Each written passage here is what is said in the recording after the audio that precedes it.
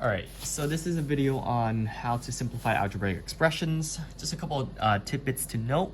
Whenever you have a whole number and you're actually multiplying it with a fraction, treat the whole number like a fraction, simply putting it over 1. Therefore, that whole number is now a fraction, okay? The second piece is that whenever you have a fraction multiplied by a whole number, you don't have to do 2 times 3 and then ultimately divide that by the denominator.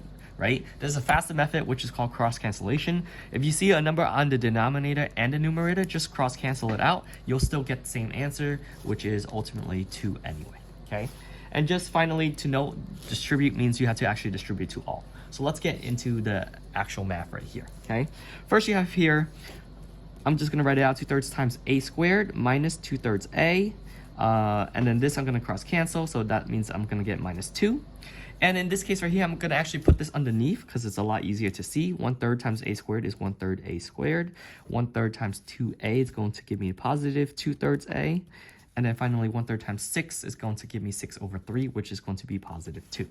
In this case right here, it's really easy to see. 2/3 a and 1/3 a combines to give you a squared. It gives you 3/3, which is 1. Both of these, negative 2/3 a and positive 2/3 a cancel out, and negative 2 plus positive 2 cancels out. So your final answer here is going to be simply a squared.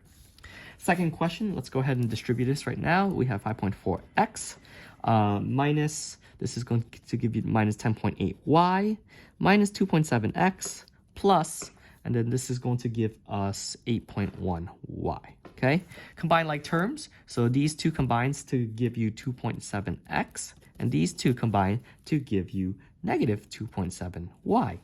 And in this case right here, to find the correct answer, since they both have a 2.7 together, you can factor it out. So it's actually 2.7, and then what's left is x minus y. And if you redistribute this, you'll get the answer. So the correct answer is B. Question 3, which of the following is equivalent? So let me distribute it one more time. 1/2 times 2 over a, cross cancel, you should be able to get a out. 1/2 times 3b gives you 3b over 2, and 1/2 times 4c gets you, and you can cross cancel, divide top and bottom by 2, so you should be left with 2c. Next, negative 3 over 2 times b is negative 3 over 2b, and negative 3 over 2 times 2c will give us negative, well, cross cancel again, negative 3c. And from there, all you have to do is see that these both cross cancel, so now you're left with a, and then combine these together, minus 1c, or a minus c. Final answer is D. Okay, on to the next question over here. Which of the following is equivalent? In this case right here, just be mindful of how you organize, and also you can feel free to use the commutative property if you need to. First one, you're going to get ab minus ac. Then you're going to get, I see b times a, I'm going to switch around. It's actually going to be ab again, and then negative b times c is negative bc. And then negative c times a, I'm going to call it as negative ac. And then negative c times negative b, I'm going to say positive bc. Okay? When it comes time to combining like terms, all you'll see is that ab and negative ab cancels out.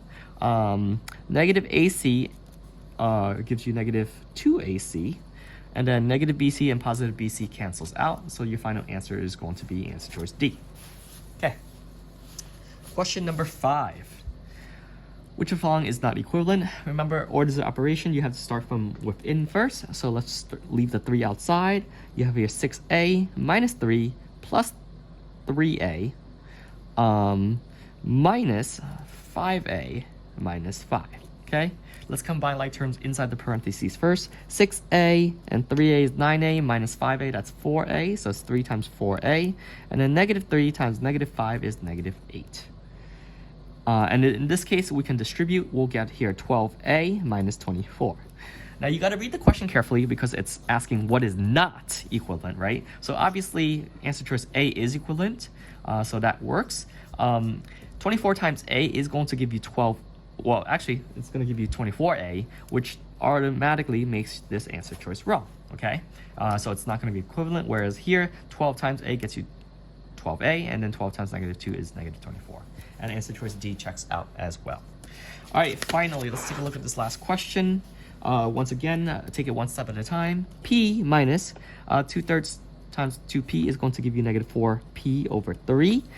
Negative 2/3 times negative 3q. I'm going to cross cancel here. That's just going to give me positive 2q.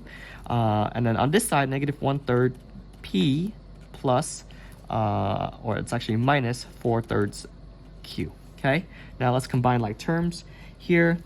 P minus 4p over 3. Imagine this as positive 3 over 3, so now I'm left with just negative 1/3 p and negative 1/3 p. I'm just reordering everything. 2q minus 4/3 q is going to leave me with positive 2/3 q, and both of these combined will give me negative 2 over 3 p plus 2/3 q. And so as a result, let's take a look at which one of these answers is not equivalent to this, right? So here, they both have negative 2/3, but if I distribute negative times positive, I will get a negative, and negative times negative will give me a positive, so A works. Okay. B is exactly what I have as an answer, so that works as well.